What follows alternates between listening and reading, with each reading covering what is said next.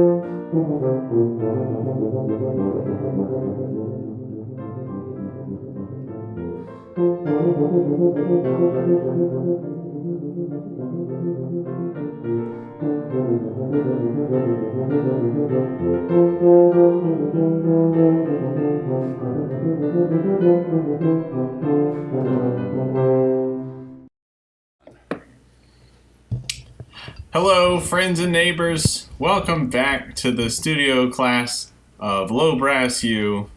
Throw a bone in that broth, and now you've got a stew. I didn't have a rhyme for it. That's all I have. I'm just glad you all are here with us on this Tuesday. Happy Tuesday, everyone. And here's our fearless leader, Zach. Hello. Yeah, we'll accept that rhyme. Thank you. We're going off script at this point. They're kind of devolving into just anything that has a new sound. Right. Yeah, I mean, we'll keep working at it, and, if we have to, find a new co-host, we'll have to find new co-hosts. This is going to come up in my annual review. It's definitely some good fodder for that. Mm-hmm. But yes, we are here. We've not left anyone behind. Low Brass U studio class is live. That's almost a rhyme. Is that slant rhyme? I believe that's the technical term. I didn't know about that term. You know about slant rhyme? It's like rhyming, but not technically rhyming. Oh yeah, I remember learning about it. I didn't know there was a term for it, but I also was just in regular English my whole life, so maybe they saved that for the advanced placement courses. I don't like the insinuation, or I feel. I don't know why I feel attacked, but I do feel attacked. No, that's okay. It was a lot. Regular English was a lot of fun. What can I say? Yeah, I definitely. I don't think you've gotten rid of the attacked feeling in my heart right now. Oh no, we'll have to repair that. I was in advanced placement English, to be fair. Were you? Yeah. Oh. See. Okay, right on. No, that's great. I also never took any of the placement exams. Nice. And I barely passed is maybe a little bit strong, but I'll just put it this strong. Those weren't my highest grades in high school. I'll put it that way. Okay. I did have to do some yoga to get extra credit in a class. So. That's cool. I like that. Yeah. Well, I jest. I didn't mean to strike a nerve. I like to talk about how I was really not an exemplary student, and now for some reason I'm trusted to teach public education. I always find that humorous. So anyways. Yeah. I realized you weren't making a statement about me, but it did feel targeted. All right. Well. But yes, we're here, and we're accepting all of your low brass and music questions. I'm typing that in the chat right now. But yeah, so Connor, if you're curious, that introductory video was played on that mouthpiece in question that we spoke about off air earlier about. Oh, in our very brief conversation today? Yes. Oh. How did it feel? I'm gonna figure it out. That's what I have to say. Okay. Do you want to know what I heard? Yeah. What did you hear, Connor? Sounded good. I didn't. It was not actual helpful information. Well, I think that Just maybe general one of the things platitude of positivity. you might have been looking for, the things that you were worried about it doing poorly, I did not hear. Something to think about. I see. Through you, like, I guess you have this microphone, you have the speaking microphone, but you don't actually have the trombone mic. So you're right. I'm not in the beautiful people's club of like the fancy sound. So I'm getting like a very like that's a trombone in a room sound. Yes, it is. I definitely played the trombone. That I can tell. See, this is why they pay me the big bucks to be on this show, so that I can tell, right, without a shadow of a doubt, that was probably a trombone. But yeah, I will say that I'm slightly warming up to this mouthpiece, basically to somewhat fill everybody in. I'm not going to give out all the details, but it's a larger mouthpiece than I usually play. But I guess I can give some details. It's a 4 size on large tenor, which a lot of people really like. And I'm trying to figure out why they really like it, because every time that I try it, it's like, yeah, this isn't what I like. Mm-hmm. So we'll all figure it out together. Yes, that's part of our dedication here as low brass practitioners here on the podcast. Is we ask those tough, hard-hitting questions, and one of the biggest hard-hitting questions in the world of brass is, should I play on a piece of equipment because the cool kids play on that piece of equipment? Right. That is definitely essentially what is going on. Right. And sometimes it's like everyone plays on it for a reason. It's like, there's a certain amount of success that people have on a certain type of equipment. It's like we all have agreed to, put oil and things on our slides to make it go faster. Like that's pretty proven to be a successful accessory to your trombone playing. But then certain things like what type of metal is it made out of, what mouthpiece size, should I get the 000 double G for my bass trombone?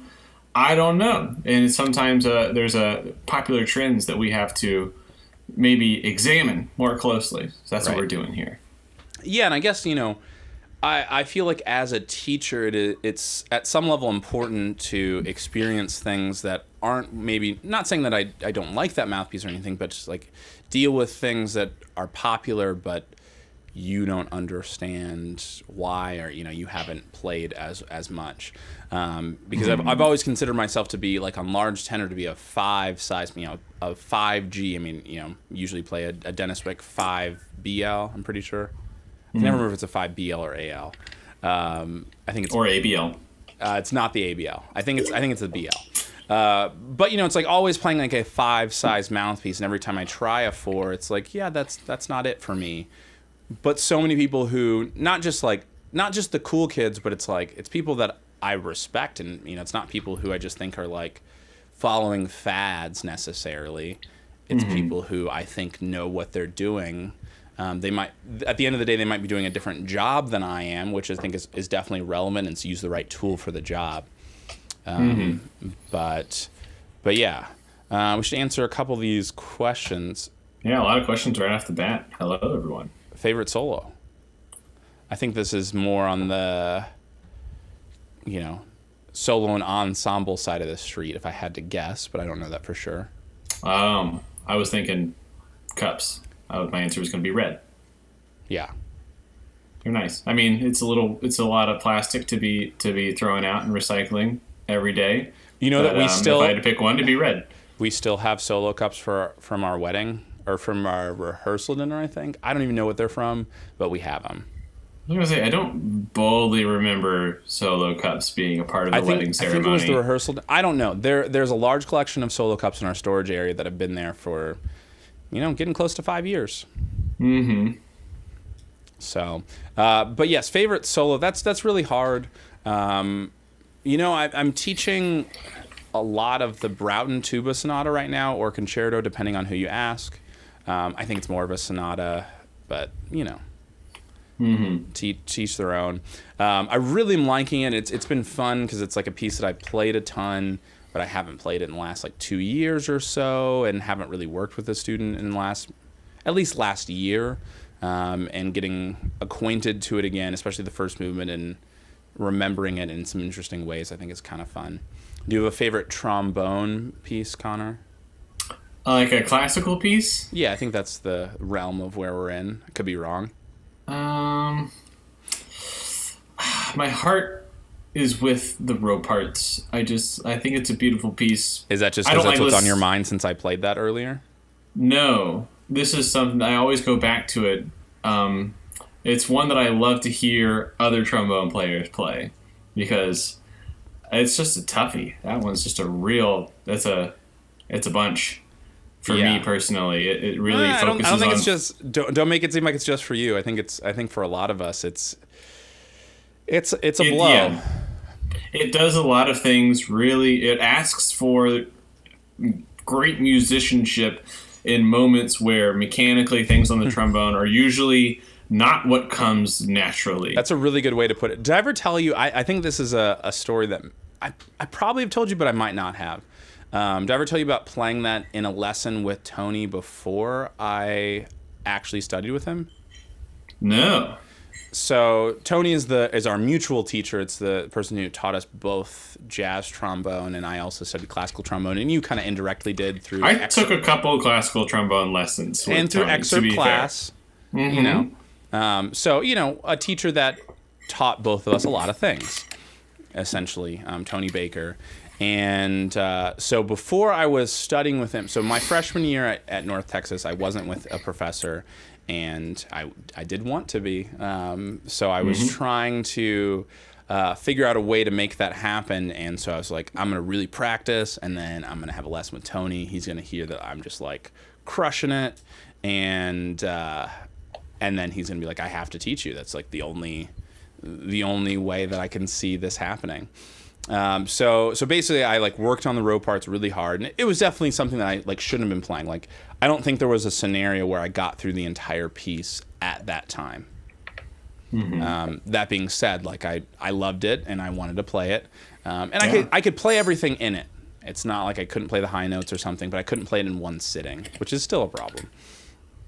It's tough. Yeah. But anyway, I just remember, so you know where it goes up to that high C? It's like at the end, bum, bum, bum, bum, love bum. that. And like, I'd like, at least my recollection was I'd played everything really well up into that point.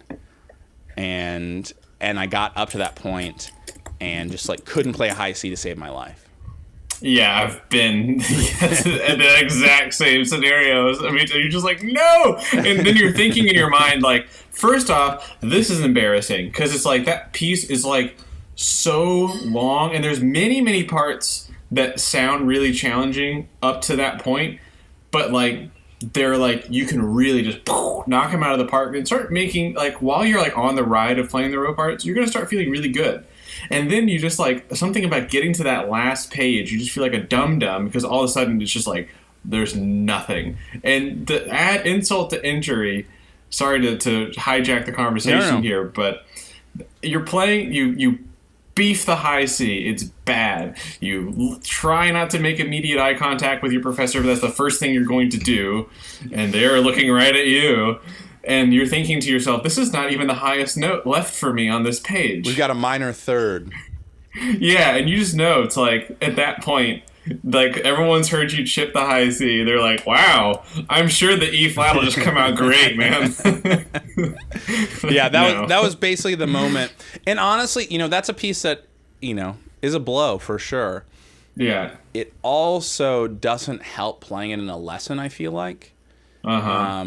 Because there, it's basically just like all those breaks where the piano kind of takes over for a little while and it's nice and slow and you get the horn off the face.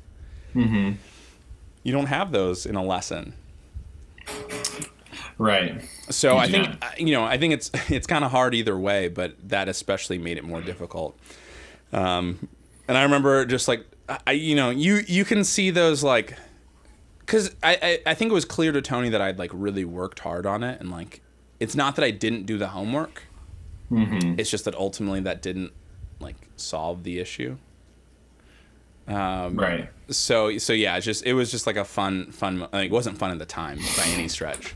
But yeah, I can't believe I've never told you that story, but it's definitely a worthwhile story. That was my first lesson with Tony, I guess. Wow. Well, you proved in your first impression that you are not afraid to take an educational risk. There you go. Yeah, let's spin it into a positive. I will say I got one more piece that would be my favorite to actually play. I say rope arts. I like to listen to other people play it. Especially if anybody's checking out that piece, Jorgen von Ryan. Yeah. Great recording. It's great. Castor Ed Sonatine, so much fun to play. Third movement slaps. Actually, second movement slaps. First movement slaps. Whole thing slaps. But it's great. The whole thing slaps, but yet you won't refer to the second movement by name. But all right. What's it called? Well, just not by name, but just you said first movement slaps, third movement slaps, whole thing slaps. I said the second movement. Did you? I did. Somebody roll back the tape and check that, because I don't think that's true. All right, roast me in the comments if I neglected definitely the second. roast Connor. Do you have any tips on playing pedal tones? Do you want to start there, Connor? Or do you want me to start there? I don't have good advice for playing pedal tones. I don't know how I figured it out in the first place. I can tell you where I was, and I can tell you what I had just done. I had just had lunch in band class, and it was in the noodling process when I should have probably been like getting all my stuff out and like looking for a pencil and checking the music that we were playing for the next concert. I was fiddling around with the trombone, surprise, surprise, and I remember just kind of out popped like a little low note. I was like, I didn't know we could do that, and it was like an intense curiosity from that point, and it just kind of developed naturally. I don't know. When people ask me, I kind of I feel bad because I'm kind of at a loss. I don't really know what to say. Like, what do people say to work on pedal tones other than loosen up? I feel like that's such an incomplete piece of advice. I definitely have some feelings about it. That being said, I think that a lot of what you touched on is how I feel about it. And that, there's a level of experimentation that has to go with it. You know, when someone's just like, this is exactly how you do it, and it's just like, well, but are you playing my mouthpiece, my trombone, or my tuba, and also, are your teeth in the exact same place as mine? Is your tongue the same size? You know, it's just like, they're just so many variables that cannot possibly all be the same. So I think that there is a level of experimentation. That being said, you know, I've got a student, so I'm working with a student at Tarleton right now, and he is working on the Morceau Symphonique. Classic piece. We've all know it, but pretty common piece. And he can get that pedal B flat out in the cadenza, but not always, not in the way that he wants. Maybe not the way that I want either. But we're both kind of working through it. I'm working on, getting him down there, and he's also working on trying to get that note to happen. And from a teacher's perspective, you see an interesting thing from students who are learning pedal tones for the first time. And, one of the things with him is that he's working very hard. There's a lot of okay, I'm going to drop my jaw as low as possible, and I'm going to make this note happen. Mm-hmm. And I guess what I would say is that, one, it's a little bit of a journey. Mm-hmm. Two, maybe we don't have to work as hard as we think we do. And I think I was first hip to this with one of my friends, Reggie Chapman, who you of course know also, Connor. Mm-hmm. Because when I was in the Disney band in 2013, he was the bass trombone player, and he's a few years older, a little bit more experienced than I was, and he was showing me some cool pedal tone stuff that he was working on, and I was trying to learn what he was doing, and he was just like, yeah, I don't think those notes are as far away as you think that they are.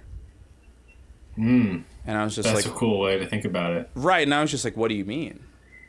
Because I was probably in that same boat of being like, okay, pedal tone. Right, way down there in the basement. Right, as open oral cavity as possible, work as hard as I possibly can, and yeah, I don't think that makes as much sense as we feel like we do. There's definitely being too closed off and too tight. That's not going to work down there. Mm-hmm. But I think assuming that the most open, the most loose version of that is the right thing, I don't know that that's actually true.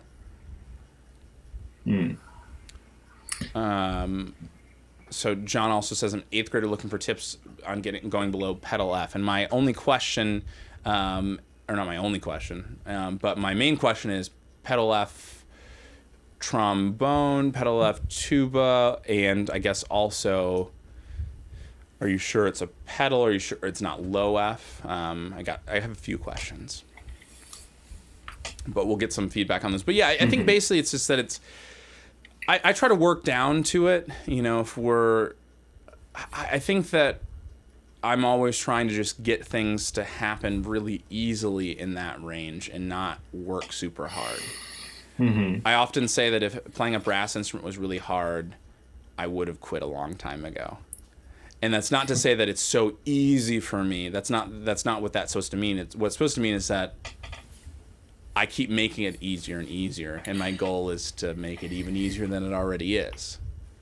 So let's answer Eli's question. What solos do you feel are overplayed?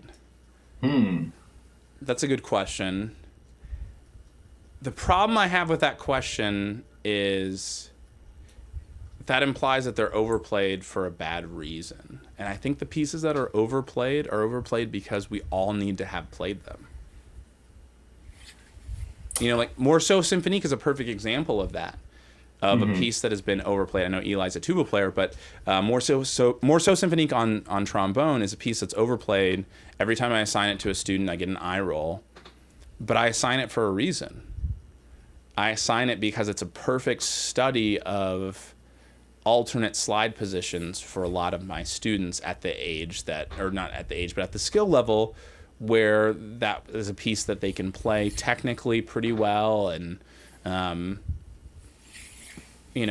it's a really, I have a lot of students that are working on that right now at Tarleton, and not a lot, but, I think 4, if I had to, I'd have to count them up, but either 4 or 5. So a good number.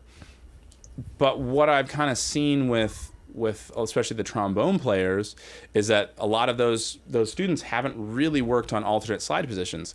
And there are so many situations in that piece where you have to is a strong word, and there are plenty of professionals, there are plenty of professionals who sound really good who don't use alternate slide positions. And my argument is not that you have to always use alternate slide positions, but you need to know how to use them and when to use them and when it might help you. Because no matter who you are, even if you're a person who's against alternate slide positions, there's always something where you have to use alternate slide positions. And it's better if you know how to do that than to not know how to do that and not be able to figure it out. And obviously, like both of us being like people who play on the jazz side of the street, yeah, there's some times where like you're playing the saxophone thing, that's the only way you can make it work. So we want to practice it in a piece like that where it's maybe we don't have to, but that's kind of why I assigned that piece, but it might be overplayed in that regard. Do you have any pieces that you think about that are that way?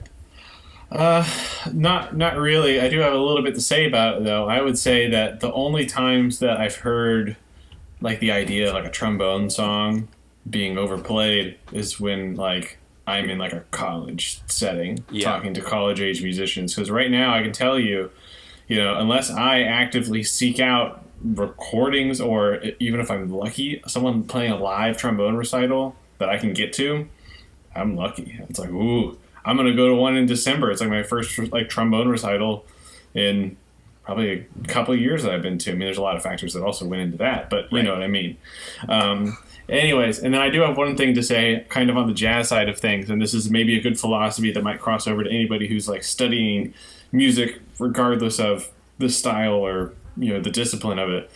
But the one of the things that really bothers me when I go to like a jam session and we're calling tunes to play is when someone dismisses, like usually you walk up on the stage and everyone says, what do we want to play? And if person A suggests a tune and person B doesn't want to do the tune just because they don't feel like it or they don't like it or they don't think it's cool enough, like that just, it kills me. It just really bothers me because it's like, like what there's so much more. Even like a classic example of this would be something like Blue Bossa, which is in volume 54 of the Ebersold books. It's one that gets taught a lot in like early improvisation. That's not because it's a bad composition, it's because the scales and the tempo and the style lend itself to learning how to play and improvise with chord scale theory with relative ease. Now, does that mean that if you this person who thinks they're hot to trot jazz pro at the session, do you really have nothing left to say on Blue Bossa? Like, you've covered it. Like, you're so sick of Blue Bossa that you can't possibly hear it anymore. There's something in the music community, and this goes when you're having conversations about trombone repertoire. This goes when you're having a jam session or when you're playing in band. There are only two types of musicians. There's learners and there's leaders. You're either learning from the person sitting next to you or you're leading that person. And you could, choose to be stinky and not nice about it, or you could choose to be cool. You know what I mean? I know that's not what you were saying when you were saying right. Short solo pieces overplayed. This just got me on like a thought. No, I was actually at a jam session yesterday where it was great. It was really cool. Like everyone was calling tunes and learning from each other, and it was super. Yeah, I mean, on that same note, or similar note, I guess I should say, I think I signed two of my students at UNT to play the Broughton Tuba Sonata. And then through circumstances that didn't have to do with me, I now have 4, I think, that are playing the Broughton Tuba Sonata, which is a lot. It's more than I'd personally like to. I don't really like to teach the same piece to a bunch of students in one semester. But, it's okay. And what basically, some of them were kind of having that same sort of thing, that Blue Bossa moment. It's like, I'm a senior, that like the Broughton Sonata, that's a freshman level piece. And it's just like, play it for me then.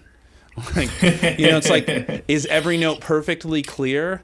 Is every note perfectly in tune? Like, are you artfully playing these phrases? Like, and I try to explain to them in a way that like definitely you'll understand, is that like, sometimes when you're getting your biggest check is not when you're playing the hardest thing. I would argue that it's actually not a direct, inverse, relationship.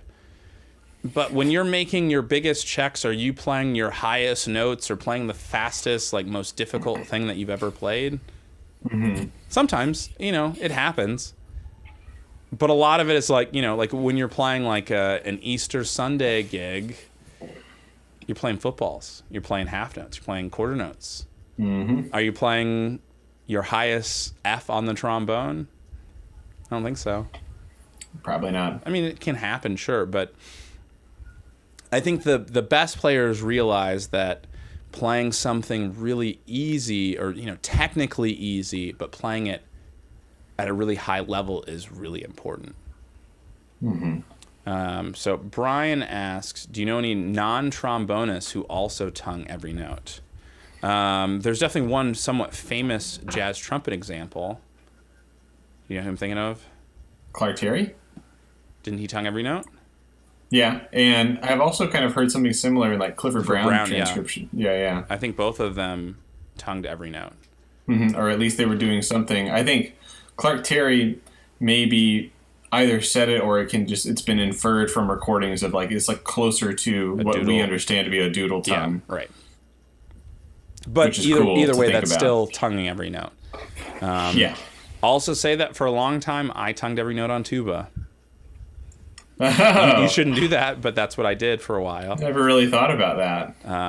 I was sneaky, and then someone caught you. Yeah, and now I don't do that.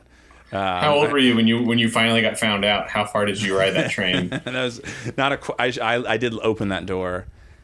I don't know that I was necessarily this. I just want to be clear. I don't think I was necessarily this old. You can't go back on this now. I know. I'm just saying that to answer your question, it's a little bit complicated because I probably was found out at a reasonably young age, like high school, early college, but I didn't listen.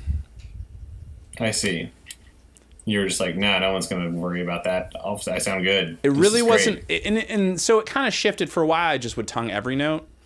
And then probably sometime in late high school, I didn't tongue every note, but I tongued any slur that I was worried about. And it really wasn't until my master's that I stopped doing that completely. So wait, so tonguing slurs that you were worried about? Is that what you said? Yeah, like slurs that were not going to be great. Like I would tongue. Oh, so you're kind of like shading the attack of the secondary note. Which, yeah. Especially if you're a trombone player, like you probably have a decent legato tongue that you can transfer over to the tuba. Right. You slip that thing. It's all good. No one's gonna know. And then I can't remember exactly how Rex said it in a lesson with me at Northwestern, but he was just kind of like, like that's not going to work forever, right? And it was just like, but I'm going to keep doing it. And then I stopped. Right. Now I don't do it. Oh. But so John says that we were talking about playing below pedal F, and sorry, I clicked the wrong thing. Tuner says F0. So again, I have more questions than I think I have answers. If it truly says F0, you don't need to play lower than that on the tuba. So F0, from my understanding, would be lower than the piano. I don't think that we need that note. So I wouldn't worry about if that's actually true. If it's actually F1, which would be the lowest F on piano, yeah, we do need to play a little lower on tuba.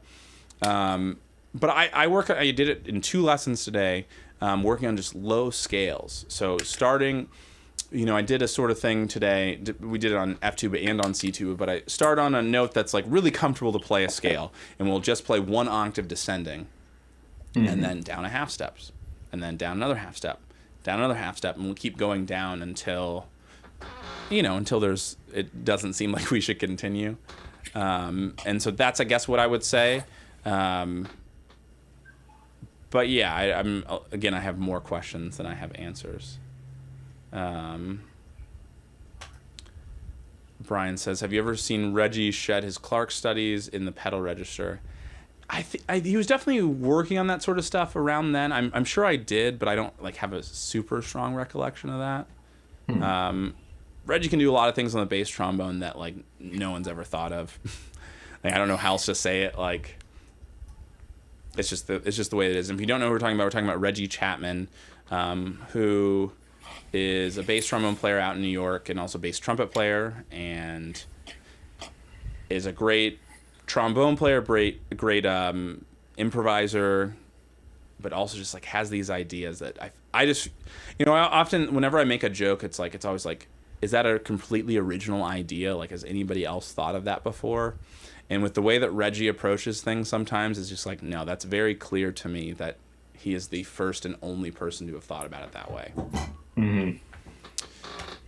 So my band director is trying to make me play the TMEA 3rd etude on euphonium as 8th notes. Thoughts? So you're saying, I assume we're talking about the E flat minor etude, and which is written as 16th notes. And so if you're saying 8th notes, you're thinking half as fast, I believe is what you mean. That's how I inferred that. So at the end of the day, play it at a tempo that you can play it well. That's what I believe. Do I believe that will mean that you'll make first chair in All-State? Maybe, maybe not. But at the end of the day, that's probably what you need to be doing, and that's probably what's best for your musical development. David Childs posted a video of him playing that etude, and it sounds great. I don't think a lot of high school students are going to be able to play it like the way he did, which was better than the way that I did. I also don't think most high school students will be able to play it the way that I did. Some of them will be. Some of them will play it better than I did. I don't think many will play it better than David Childs did. I don't think any Not a whole will. bunch, at least. But that being said, I think that your band director probably has a point that that's the way you need to be playing it. And, at the end of the day, all state, all region, any sort of audition or, very strongly sort of situation where it's we are going to rank you, that can be relevant to your personal growth. I'm not saying you shouldn't do those sorts of things. We both did those things. Oh, yeah. If you're a diligent watcher of the Low Brass U studio class, you'll know that that's actually how we technically met. But we did those things, and you should be doing those things. That being said, does that mean that if you don't make All-State that you can never be a professional musician? No. Does that mean if you make All-State that you're going to be a professional musician? Also no.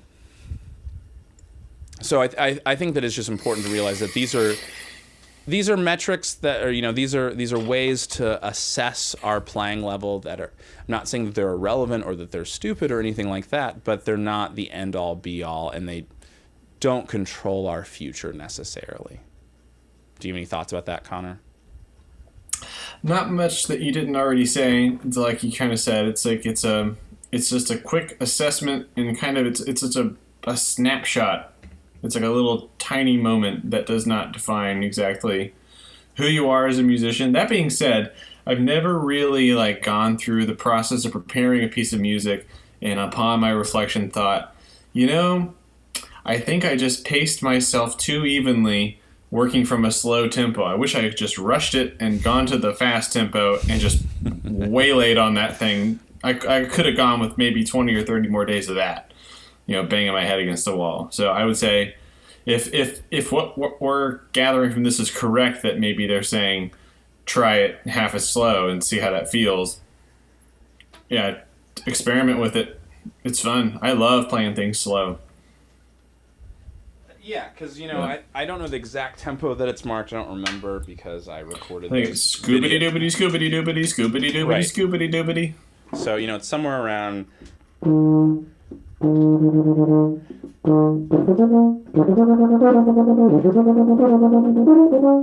So half that fast.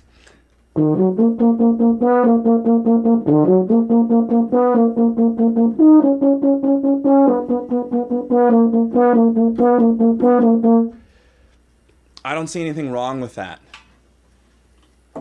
I'd be lying if I said that I think that that's how the first chair in All-State is going to play it. But also, that's only one person. And you should be more worried about your own progress, your own situation. I spent probably almost every lesson today talking to my students about how you need to play it slower. And I would just do this pretty similar sort of thing where it's like, after they would, play something too fast, and I just watch and I'd let them do it. Mm-hmm. And it's like, I'd see this big, crazy run coming up, and it's just like, they're not going to make it. They're not going to make it. And then they didn't make it, and then they stopped, and they're like, oh, man, I had this. And it's like, what do you think I'm going to tell you? And every single one of them was just like, to play it slower. And it's like, yeah, play it slower. So that's what we all have to do, He came up with the planets, Jupiter from the Planets by Gustav Holst, that excerpt for tuba, which is, it's more or less the same for all low brass in different octaves and different situations and things. And it's not as it's more of an excerpt for tuba than it is for the rest of the low brass instruments. I guess for euphonium and orchestra it is, because they're not that many pieces to choose from. But trombones don't get asked out at auditions in the same frequency that tuba players do. But at the end of the day, there's this big run that on tuba is starting on low G. I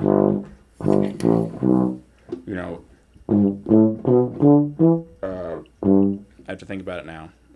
I should have a tuba with me, but it's a very fast 16th notes run.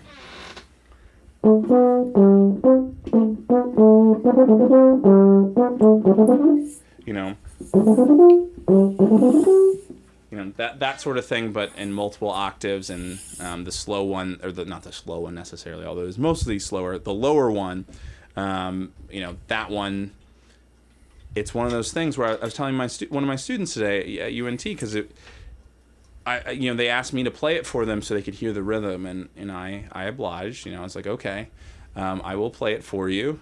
I don't know that will solve all of the problems that you have, but I did play it for them, and they're like, "Oh, that's really clear." And I was like, "Yeah, you know why it's really clear? Because I practice it slow more than anybody else." And my point was, and what I was trying to make the point was, it's not that I'm better than people. It's that I practice it slower than people. More slow practice than, especially, you know, in the case of being at UNT as a, you know, doctoral teaching fellow and one who's been there for, let's just say, a few semesters at this point. I told him it's not because that I play the, you know, because I'm better at the tuba. It's because I've played it slower than everyone else in the studio. And I was like, I'm very sure I can guarantee that statement is true. I've done the homework. I understood the assignment, you know? So it's just one of those things that's what you have to do to play those sorts of things well. So, you know, if your band director is telling you to play it twice as slow, that might be a thing to do, even if eventually you might go a little bit faster. It's going to only be better by playing it slower. Yeah. So I'm going to put this euphonium back. Also, shout out to that new Dennis Wick that's on there. Dennis Wick 4 a.m. or 4 a.m. because it's medium shank, not 4 a.m. Oh, right. Yeah, so I'm still learning it a little bit, but you know, it works. Good stuff. I only could play those notes because I already had, you know, screwed in this. Which also, I will say, you know, I haven't done a full review of this Wilson, but one thing I definitely hate is the mechanism for how the fourth valve locks. So it's like this kind of Allen key thing, and you can't really see it, but the bottom part of it is circular, and then it's, you know, rectangular from a certain point. So like if I have it here, let's see if I can do this in a certain way. I can't turn it, but as I pull it out, I can turn it 360. So it's just it's annoying to pull out and then it's like a little tiny like thumb screw thing that I have to tighten compared to my Mac Brass, which is more like the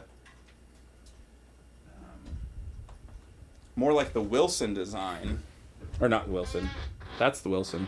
More like the Besson design, which is like this little flap thing. Yeah. So I push that down, move the flap. Right. Pressure keeps it in place. Right. So I definitely don't love that. I'm sure that there's some technical reason that I do not understand. I'm sure. For that, but yeah, it's a little bit irritating to. It just takes more time. And it's not like a way that's ever going to affect a performance or anything. But I just feel like when I'm teaching lessons with it, it's just like, okay, let me do this. And it's like, it's just a whole bunch of work for no reason. But that's okay. One thing I kind of wanted to maybe touch on, and I think this is going to be a future YouTube video, and we kind of talked about it before we started streaming, is low range fingerings on a valved low brass instrument. So, Connor, you're the proud owner of a 4-valve, non-compensating Yamaha euphonium. I am. How well do you know your fingerings below the staff? Not incredibly well. I have some guesses that I attempt at, and those are based off of my understanding of the trombone slide and its relationship to the valve system, as we've talked about, I think, a couple of times now. Right. So let's go down from low F on euphonium, which, you know, the way that we're referring to it, just if you're thinking tuba land, you know, just an octave below this, and also assuming B flat fingerings, which I know there's just no way to talk about these sorts of things and please everybody and talk about their specific situation. I'm happy to, you know, one-on-one explain this to anybody, but I have to do it generally in this scenario. So what's your low F fingering, like right below the bass left staff? Let's start there. Cool. I sign off on that. Low E. Yeah. It's like an alpaca with its ear in the middle of its head. It's an interesting way to describe that, but also correct. Then E flat. Now that's where I get confused. Right. Because I know that when I push down the first valve, that in my brain, I'm thinking I'm going to perfect third position on the trombone. It's the length of tubing corresponds for the purposes of the transpositions of the instruments we're talking about. Correct. In this exact scenario. So, and I know that if I just go to my regular old third position on my trombone and I press the go down play low notes button, the F rotor, That's going to be sharp. I'm going to start referring to that as the play low notes button. You guys want to see me go low notes mode? Yeah. But no, and so much to my, or not to my surprise at all, like when I much go to your play, chagrin. My chagrin. Yeah. There you go. See, I knew you took AP English. Anyway, you know what's funny? You know, just real quick, I think that was a vocab word in my middle school English class, not my high school advanced placement class. Yes. Well, I will say that's probably why when I was in 7th grade, I got to go to the public school to go take that like weird PSAT or whatever they give you when you're in 7th grade. Right. Well, yeah. The irony is that I went to public school and you did not. Right. So Mystery Jeffrey, who I recently saw actually, says so many options for E flat. Correct. There's so many options. Mystery Jeffrey. So what are you thinking are your options, or do you have options? What do you? My ship is sunk. No, but I guess my options would be to play it on the high side as 4-1, or to kind of lip up a 4-1-2 situation. And to be honest, those are basically your options on a non-compensating 4-valve brass instrument. I mean, if it was compensating, I would still have those options. It would just be that 1 and 4 is more correct. 1 and 4 theoretically would be perfectly in tune. Right. That's why there is no perfectly in tune, but yes. But there, we're definitely disregarding those fingerings right now because that system is complicated to explain, but for the user is simple. So you're right that 1 and 4 is not enough tubing. It's going to be sharp. 1, 2, 4 is too much tubing and is maybe going to be flat. Also, saying that it's definitely going to be sharp is also a little bit, what do they say? Only Siths deal in absolutes. They do say that. At the end of the day, there is always a mathematical amount of tubing that is correct. That doesn't necessarily mean that that's going to be what allows you to play in tune. Right. Because that's not the only factor. Right. So yes, you're correct that 1 and 4 or 1, 2, and 4. And for most students who are playing non-compensating instruments or 4-valve and not 5-valve tubas, most of them 1, 2, 4 tends to work out better. From my vantage point, you'd have to have a really developed low range for that 1, 4 to work, and even then you're still pulling it down. Yeah. Like for you, being someone who is a developed brass player, maybe not maybe you're not at your final euphonium form yet, but it's not like you've never played that note before. You could probably you can lip it down 1 and 4 better than you could 1, 2, and 4. Yes, and that's what I would do. I would definitely say that, like, I'm sure I'm not the only person that shares this. I'd much rather lip down than lip up. Right. So I'm going for pitch correction that I know is going to be, like, manual, like that. Like, right. So what I would say is that that's what you should do. That's not what you should teach. Oh, what should I teach then? Probably 1, 2, 4. Oh, okay. So, but there's another layer to this that I think is important to check, and this is, I know that I was taught this by someone. I just can't remember who taught me this. I'm sorry, but you can check your low range fingerings up an octave because yeah, and there's that kind of disregards the human error of the low range.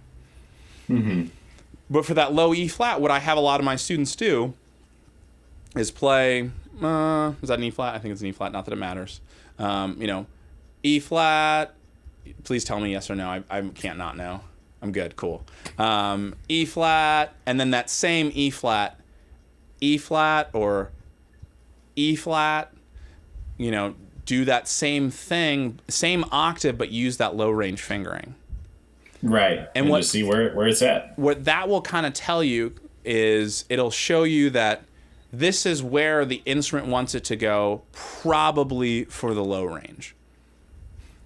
It's disregarding human error, and it's assuming that each, like the first and second overtone are perfectly in tune with each other, which is never exactly the case, but it's often close enough where I'll like let that slide. So for you, if you did that, Connor, or really for anyone, because that same octave kind of removes that human error, which like I believe you to not really have compared to your average maybe middle school or early high school student who's learning that note for the first time. Sure. You would hear the 1 and 4 being sharp and the 1, 2, and 4 being flat, just as it should. My dad is also confirming that it's an E flat. I was pretty sure. We've got a whole team here supporting you. Yeah, thank you everyone for helping me out. You know, I get by with little help from my friends and my father. So that implies my father's not my friend, but sorry. You know, get by with help from my friends. So 1 and 4, 1, 2, and 4, you'll hear that those notes are not perfectly in tune, and they're not in tune in the way that we would expect them to be. That being said, once we have human error, I would say that pretty much all of us are sharp in the low range. That's usually the tendency. But in varying degrees. You know, you Connor, being a somewhat grown-up brass player, you probably aren't that sharp in that range. Most of the time, it's something that I am manually considering when I am approaching the low register, because I've made enough mistakes playing before. And so my brain naturally, without me really consciously saying, okay, it's time to go to the low range. What do we do? What usually happens? And then my brain says, well, you know, we've played this note before and it was a little sharp. And then my brain says, all right, what are we going to do? And that dialogue happens, you know, faster the older you get and the more times that you do play a low F out in 6. And everyone in the audience kind of like Cocker Spaniels listening to like one of those like training whistles, like the whole crowd, that was an interesting F sharp you played there. I like that Cockers, because that's Cocker Spaniel. I'm gonna steal that and probably not give you credit. That's okay. Let it go out into the world. Everyone steal it. But yes, so I always check them up an octave, because that kind of removes the like. You're approaching this as saying, okay, I know what the situation's going to be for 1 and 4 and 1, 2, and 4. What if you don't know? Which is where a lot of people are with those sorts of things. Right. It's like, you know, I know that technically this is close to that note. I know that technically this is close to that note, but I'm not empowered with the knowledge of like automatically knowing what the pitch tendency is going to be. Right. You went to music school for 7 years and studied a brass instrument for all that time. Right. We had lots of free time to think about this sort of thing. Right. And structured time, not just free time. Right. So it's not a nights and weekends discussion. Right. So trying it up the octave is a good kind of foolproof way to figure out what the instrument wants to do. And then for your own, you know, your own human tendency, you'll have to kind of deal with it from there. So let's go down to low D on a euphonium or a tuba. I mean, that it. would be like 4, 2, 3. If I'm non-compensating, that's going to be my best bet, right? We pretty much just go a half step down from now on. It's almost like you're playing a transposing instrument. Yeah, that's one way to think about it. I like it. I think makes sense. It's like once you get to E flat, it's like congratulations, your euphonium's wrong. Simon says go down a half step. Yeah, I can't sign off on that. I'm sorry. I'd love to, but you are right in that fingering. Your reasons aren't great. That's how I think about it. But another great way to check that is play that D and then play that same D in the same octave 2, 3, 4. And especially, you know, including some of our tuba friends, especially if you have a fifth valve. You know, I've had a lot of students who it's really, I'll like assign, I kind of do this maybe a little bit unfairly, but I'll know that they don't know what their fifth valve does. And like I'll watch them through a lesson and then I'll assign them one of the Snedeker low etudes for tuba, which have a lot of low notes, as the name might suggest. I gathered. And I just like won't say anything. I was like, yeah, next week, you know, bring in Snedeker 4. Which, like, if any tuba players are watching and know that etude, that's like the main etude from that book. That's the most common one. That's your Bordoni 2 of that book. It's the one that everybody knows. And, it goes down pretty low. You're going to need that fifth valve. I mean, need is a strong word. You technically don't, but you need it. And so I'll watch them, and then they'll get to a point, and they'll just like stop and look at me, just like with really big eyes. They're just like, they'll get to that note that they don't know what the fingering is. It's like, do you have a question? And they're just like, what's the fingering here? And it's just like, yeah, so let's talk about it. It's always like a fun thing that maybe I'm cruel, but it's fun nonetheless. But yeah, so with that D, 2, 3, 4 works out pretty well. Mm-hmm. Technically, it's too much tubing because there's always a mathematical number for how much tubing you need, and that goes down. I don't know if we've talked about it on this studio class, or not. Obviously, not this one, but in studio class in general on this channel. Have we talked about the 6% rule, Connor? Do you remember? I don't think so. Do you know about the 6% rule? Nope. So to kind of fill everybody in, including Connor, the 6% rule is, and I call it that. It's mathematically that's a little bit soft. That's, it's not exactly true. Technically, it's a little bit less, and it's also implying that we're using equal temperament. We're going to disregard all that for now. Basically, you need 6% more tubing to go down a half step. Oh. So, Oh, that makes sense. Okay. Right. I understand. So the trombone and the euphonium, when they're in first position or no valves down, they are, do you know how many feet long, Connor, roughly? Nope. 9 feet. 9 feet. Oh. So, but I always do this the same way in my lessons. I always say, we're going to pretend the tuba is 100 feet because math's hard. Because what's 6% of 9 feet, Connor? Do you know? It's a great question. I don't know, and I don't want to know.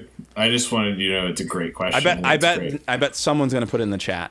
Yeah. But, the important thing is, it doesn't matter. This science or this math is a little bit soft anyway. We don't really care. Right. But what's 6% of 100, Connor? 6. Right. Which it's like, and then I always say the same thing. Aren't you glad we're doing this as 100? Right. Which actually, you'd be surprised, but that question actually sometimes gets a blank stare. I don't know. I don't think I can make the math any easier than that. So 6% of 100 is 6. So to go down a half step, when we push down our second valve, we go to second position. That adds 6 feet to our 100-foot long instrument. Mm-hmm. So what happens when we need to go down a whole step or 2 half steps? You're adding 12% of the tubing. Wrong. What? You know why you're wrong, Connor? Why? Because you need 6% of 106. No! Yes. I hate it. I don't like it anymore. So the point is, the reason why that's so important is, imagine a world where you have 2 second valves. That's not as long as first valve. Also, first position to second position versus first position to third position, it's not double. It's very close to double, but it's not double. There's more distance between second and third position than there is first and second position, which I think you knew. But does that make more sense why that's the case? I truly have never considered it before. I've always been a let's feel this out type of person. And I always just thought, this is hard to yank out over here, So 6% of 9 feet is 0.54 feet. Wow. So a little over 6 inches.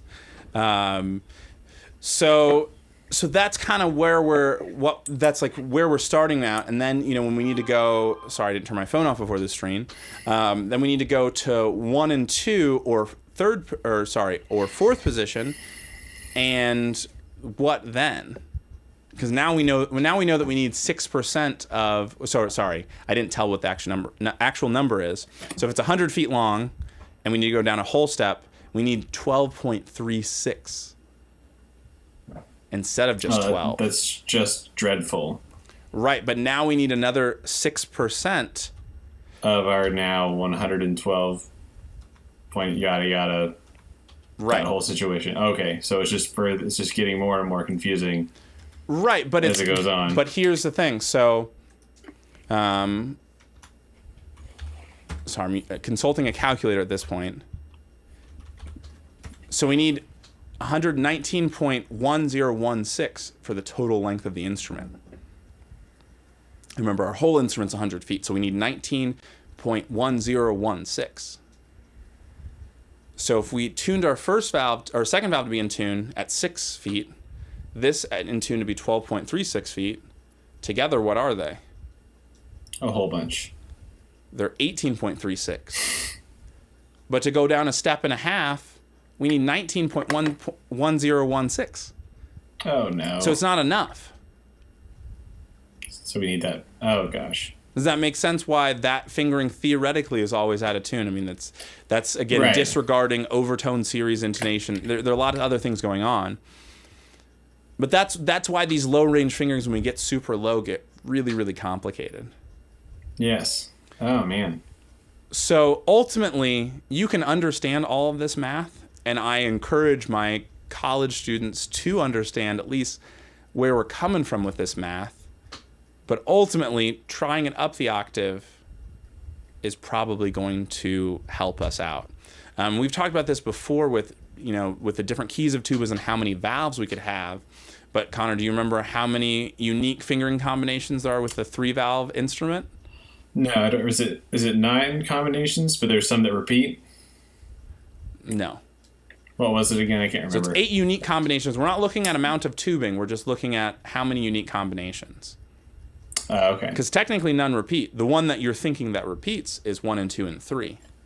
Right. But generally speaking, they're not the same length. Technically, okay. Because third valve is usually longer, but you could tune it. You could tune it somewhat however you want.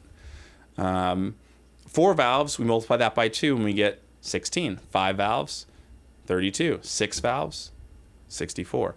There you go. So as we go in all these low fingering options, there's a ton of different options.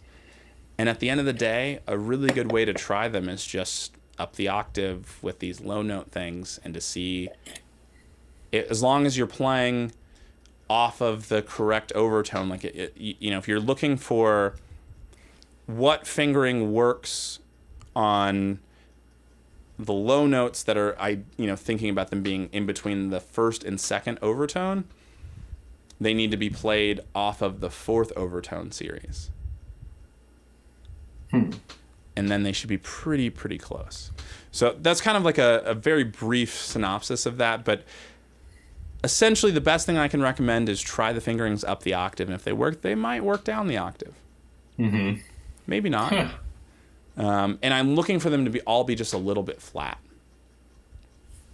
Because that compensates for our human error of being sharp. Right. But we all have a different amount of human error. Right. You got to figure out what works for you, I guess. And there are other idiosyncrasies of instruments that we're definitely disregarding. The taper of the entire bugle, how cylindrical, how conical. Mm-hmm. Yes, that makes a difference. So let's get to some of these questions here. So I think I'll go to this second one from Super Anime God Trademark. So any advice how to play this B flat to B natural without sounding weird? I play tuba. So what we're probably thinking is B flat tuba, and that you're going from B flat to B natural. 2 and 4, or 1 open to 1, 2, and 3. Yeah, that can be a little problematic sometimes. So one of the things, if you have 4 valves, one of the tricks that I like to try, and it's not necessarily a end-all, be-all of how you want to do this, but it's something that sometimes can kind of open your brain a little bit, is try that low B-flat, just like we talked about earlier, either 1, 2, 4 or 1, 4. Mm-hmm. So you're staying on that same overtone series. And sometimes that'll make it easier. Is it going to be perfectly in tune? Not necessarily. And my argument is not that that's how you should necessarily do it, but you might learn something by doing it, which if we learned something, it was worth doing, right? So that's something that you might try. I also like to, because usually what's difficult is going from B flat to B natural, but not necessarily B natural to B flat. So reverse that sort of thing. I often say that the perfect slur on a tuba does not exist. We're just all approaching perfection. And whenever that comes up in a lesson, I always tell my students, it's like, whenever I've mastered slurring on a tuba, like, I'll send you a strongly worded email about how I'm just the greatest ever. Look forward to seeing that never. But, it's just not really that simple. Do you have any thoughts about, I know that's a specific question, but, do you have any thoughts about that sort of thing, Connor? Nothing that hasn't already been said. I like the idea of like trying to figure out an alternate way.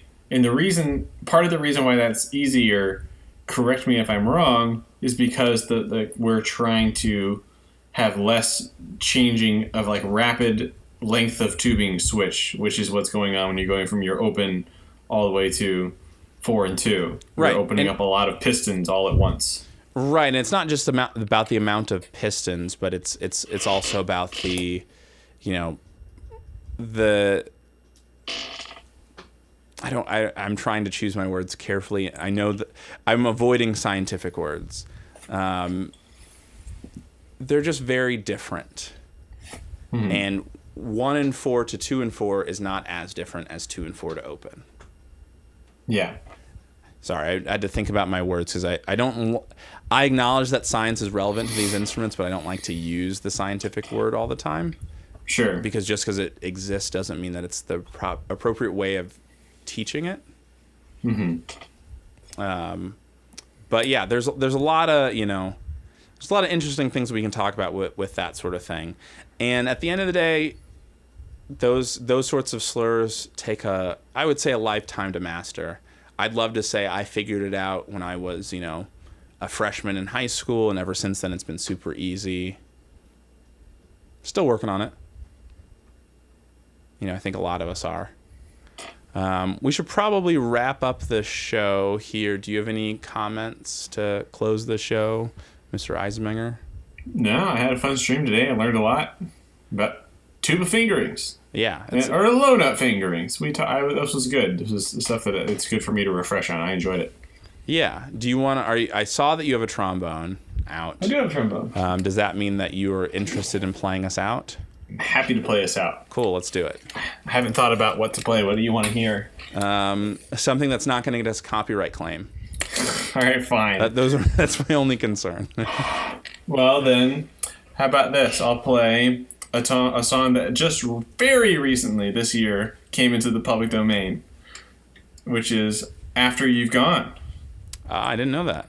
Yeah, that one, it's in there now. Take it away. Here we go. Well, let's check the levels first here. Am I criminally loud, or is that okay? Criminally loud.